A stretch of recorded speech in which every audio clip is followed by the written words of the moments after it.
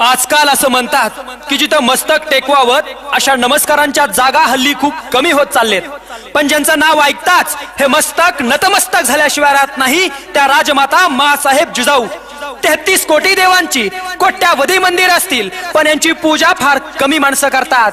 पण माझ्या राजाचं एकही मंदिर नाही, पण कोट्यावधी माणसं माझ्या राजाची पूजा करतात. ते जाणते राजे छत्रपती शिवाजी महाराज. ये संभा मर सकता है मगर कभी बेईमान नहीं हो सकता. ते छत्रपती संभाजी महाराज यांच्या विचारांना अभिवादन करून मी खंडू डोईफोडे शिवरायांचं गुणगान गाण्यासाठी आपल्या समोर उभा आहे.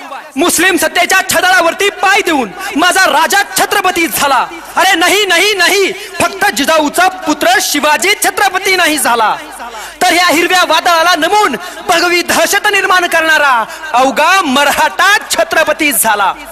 छत्रपती शिवाजी महाराज आणि मिर्झाराजे जयसिंग यांच्यामध्ये तहाची बोलणी चालू होते आणि तिकडं पुरंदरचा किल्ला जिंकणार म्हणून दिलेर खान पुरंदरच्या किल्ल्यावरती ताव मारून गेला होता आणि पुरंदरच्या किल्ल्यावर उभा होता मुरारबाजी.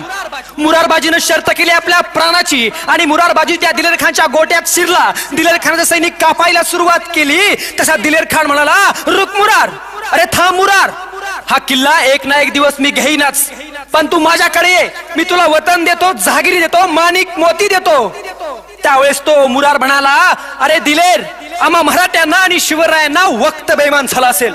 अरे दिलेर, आम्हा मराठ्यांना आणि शिवरायांना वक्त बेईमान झाला असेल, पण लक्षात ठेव दिलेर, आम्ही मराठे रक्ताला कधी बेईमान होत नसतो.